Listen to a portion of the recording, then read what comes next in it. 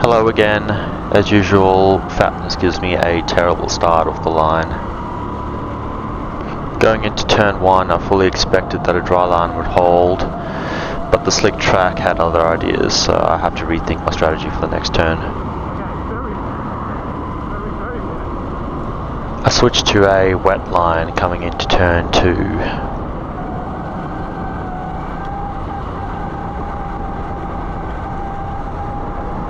That was probably the best proof I could give for how a wet line on a wet track is far superior to the dry line that kart 5 and 12 took. As you've seen on a wet track, dry lines won't work, so you'll have to go wide for the wet line. I'll explain why this works later. Just know that no matter how well you take the wet line, you'll always be struggling for grip, as you can see in all my wheel movement.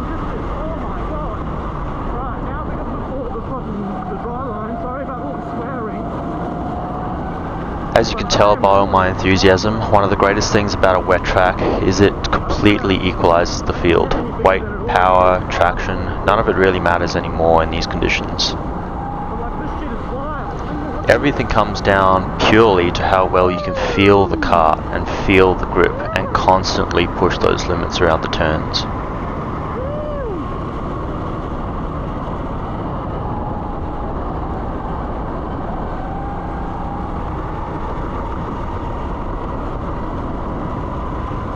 Coming up to turn 1, watch how much I deliberately missed this apex by, and how much wheel movement I still have to use as I fight to find the grip around the turn. Also, this is kart 5 ahead. He started the race in first, then dropped to second, and now he appears to be last. He must have spun out somewhere around the back of the track.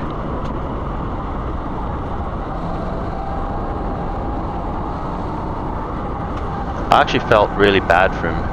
Turns out he spun out on the turn coming up, tried to correct it as he was going backwards, and ended up beaching himself off the track. The track marshal had to then run over to dig him out.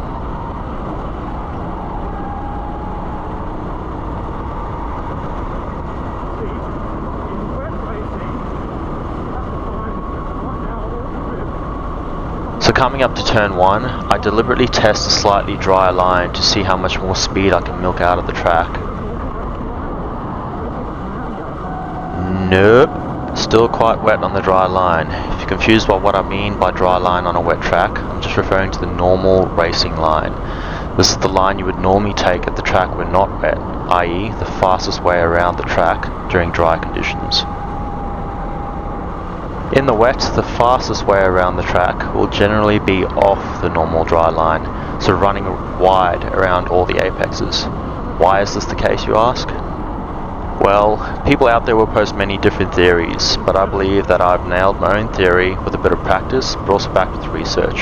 So what I'm about to explain is actually quite accurate. In the wet line is faster because the dry line is smoother.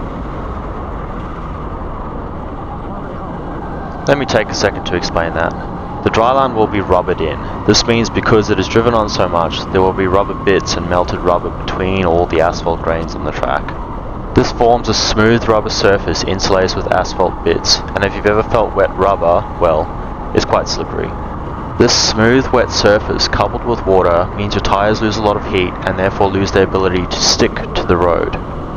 So a smooth surface plus wet, now cold and hard tyres means you're effectively driving on ice. I could also take a second to explain why intermediate and wet tyres are better than slicks, but we don't really use them in karting, so I'll just let you guys go research and think about that one. You're probably saying, well, you still haven't explained why the wet line is faster. You've only explained the composition of the dry line. Yes, understanding the dry line is important because the wet line is faster because it is wider. You drive around the smooth rubbered in bits and find the parts of the track that are grainy and unspoiled by rubbery debris. This means the wider line will generally have more spiky asphalt bits that can bite into your card hold tyres and provide you with more grip effectively. So in summary, on a wet track, the dry line will be smooth and slippery. The wet line will be wide and rough or grainy. Hopefully that quick explanation made a little sense to some of you. I understand nothing. I love that scene. Alright, back to the race. At this stage I'm about 9 seconds ahead of second place and the track appears to be drying up quite a bit. The curbs are still quite wet, so I'm trying to avoid them as much as possible. For the last 6 laps I've been inching closer and closer to all the apexes, which means I'm pretty much back to the normal dry line now. Unknown to me at this point, second place in kart 12 has been back on the dry line for a few laps more than me now, and he is catching me quite rapidly. For whatever reason though, I cannot find much speed or consistency. Maybe I'm still too hyped up from the 6 wet laps we had and I haven't been able to fully transition back to that dry line properly. I'm not sure. Whatever the reason, this is definitely a new experience for me. I'll skip a few laps here as it gets a little bit boring and I'll get back to the part where it's a bit more interesting.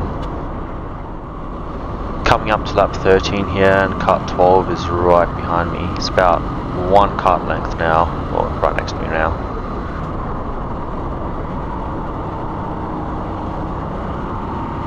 Defensive line going into turn 2. Let's see if this works for me.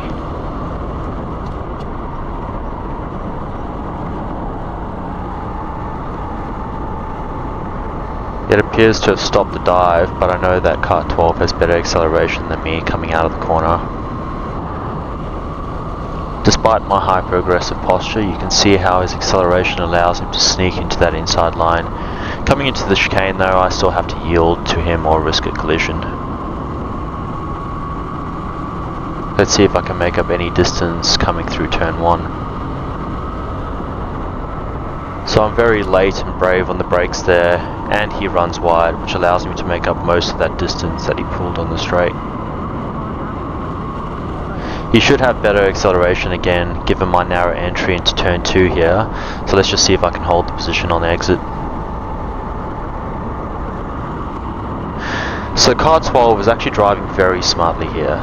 So instead of overtaking me on the right, he waits and sets himself up for that inside line on my left. This effectively secures him to position through the chicane and onto the straight because I have to yield to him. I'm not sure if kart 12 was aware of this or if you guys saw that, but by doing this he forces me wide around that corner, back onto the wet part of the track. This is why I keep having to make a big correction which sacrifices exit speed as he takes that apex. And his acceleration is of course just nutty here.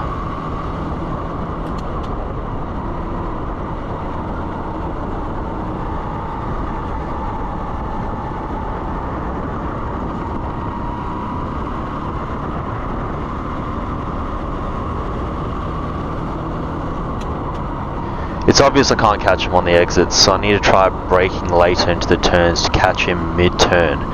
Either that or just wait for him to make a mistake.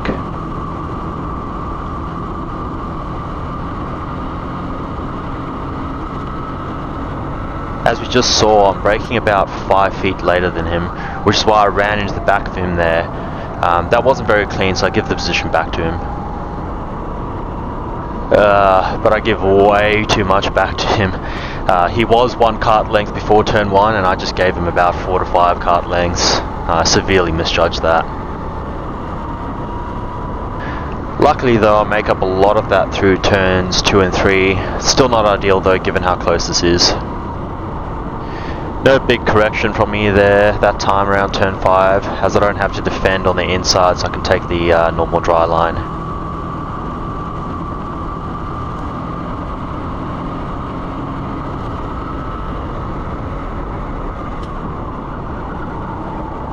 Alright, that was very good threshold braking there by kart 12 on turn 1 there.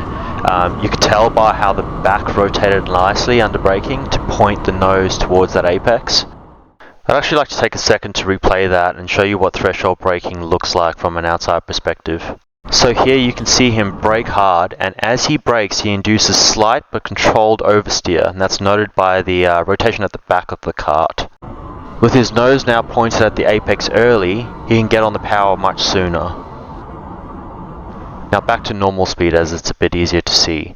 Note my hands too, as I'll also threshold brake, noted by the small counter steer to neutralize that controlled oversteer.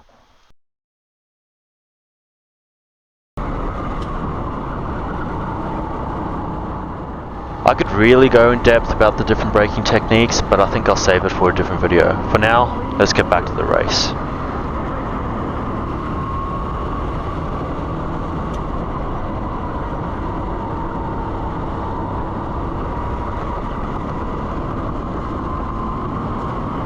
He appears to be slowly pulling away, but I seem to make up most of the time through the turns.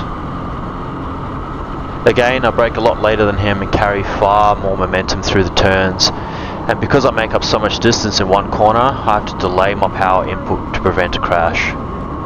This is obviously super annoying because that means he keeps getting a better exit than me at turn 1. And on top of that, my turn 3 here is quite bad for some reason. I think it's bad because I'm turning in a bit too early for turn 3, coming from turn 2. I refer to this as creeping, so what I need to do here is delay my turn in by half a second or 5 to 8 feet. But at the time during the race I was just not aware I was doing this at all and therefore did not fix it. I think I was just too fixated on kart 12 and unable to critically assess myself during the race.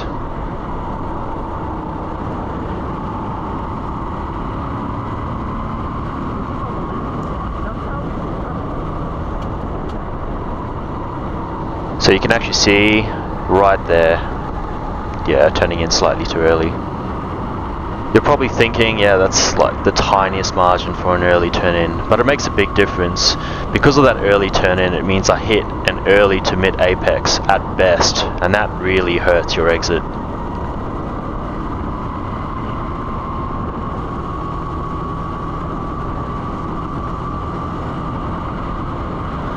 Coming up to the final lap now, yeah, I don't think I'm going to catch him. I'm just making too many mistakes. His acceleration is too good. I'm not focusing enough, not critically assessing myself, and just not correcting things.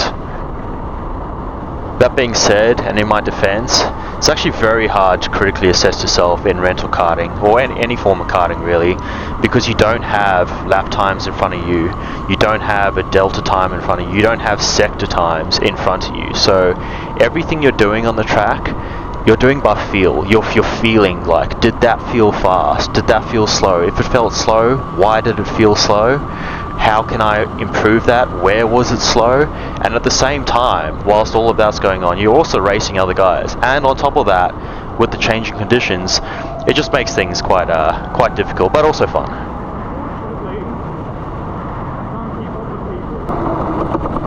I'm still happy with second place though. Yeah, I was happy with second place, but kind of annoyed that I lost first, just because it was my own fault, really. That being said, conditions were very tricky, and kart 12 just raced very well. Like, it's that simple.